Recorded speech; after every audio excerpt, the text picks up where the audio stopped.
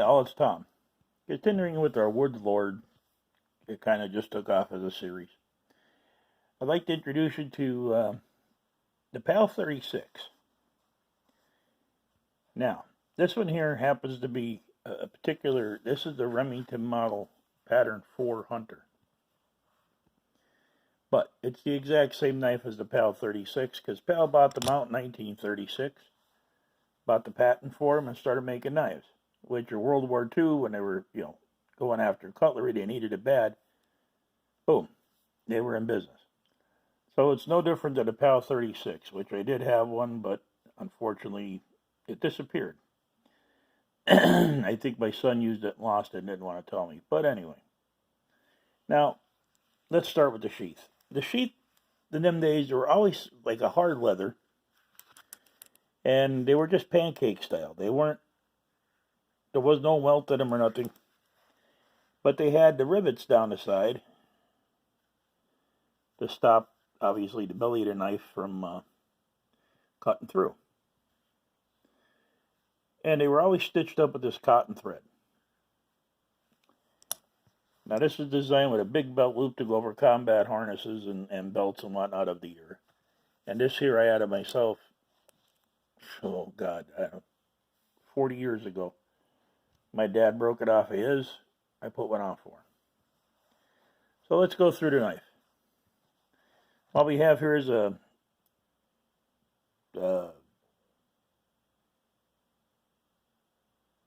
fifth of an inch blade made out of 1095 carbon. 2 fullers on either side. It's got a 6-inch blade. Tapered, they call it a Bowie clip, but I figure it's a combat fighting knife. Nice wedge. Distal taper is perfect. Now, you got your regular choil here.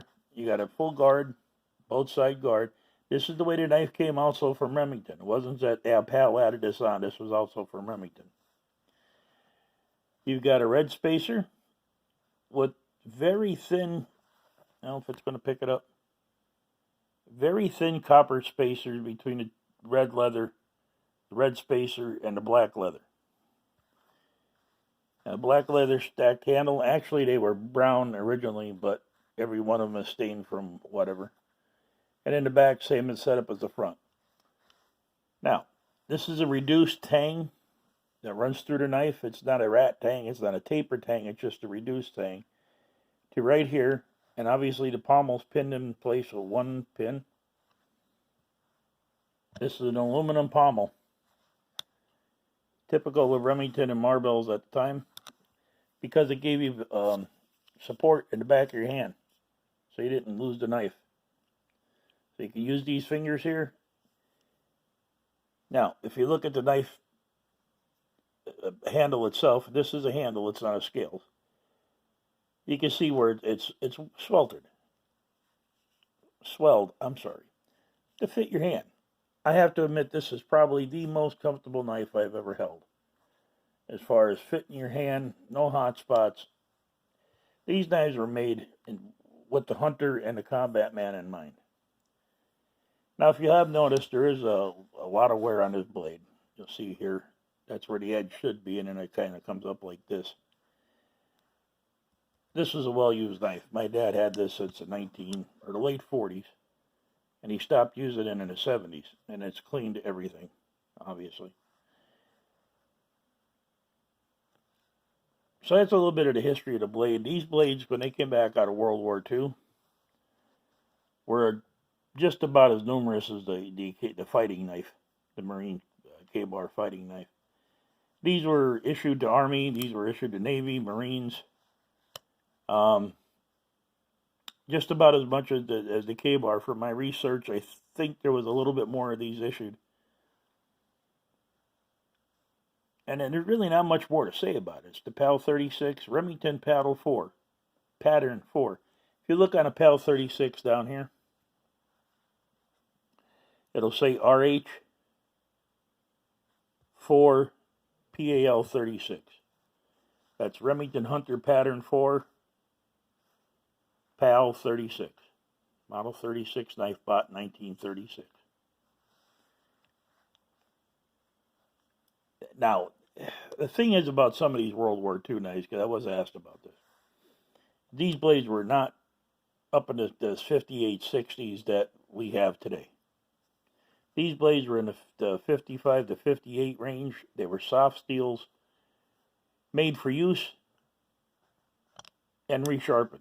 Most of your hunters from back in them days were made to resharpen a lot. Soft steel, made to use, made to resharpen. So that's it. That's the Pal 36 Remington Model 4. I love the knife. This was my dad's. I don't know, obviously, who had it before him, but he traded a guy in town for it. So it must have been somebody in my area that owned it before him. Like I said, this was my dad's, and I use it on occasion. Every now and then I'll do some nostalgic hunting. And, yeah.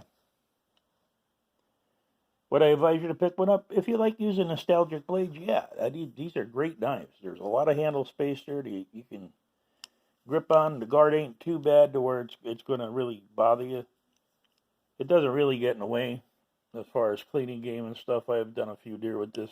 You know, we'd be out hunting. He's like, here, skin this. And so, yeah, it really doesn't get in the way. It's a great blade.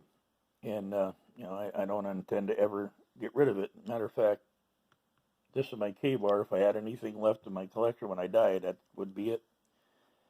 So, the Remington model, Pattern 4 Hunter, the Pal 36, same knife. So this is Tom. Hope you liked the video. I want to thank you for your time and your patience, and we'll see you guys on the next one.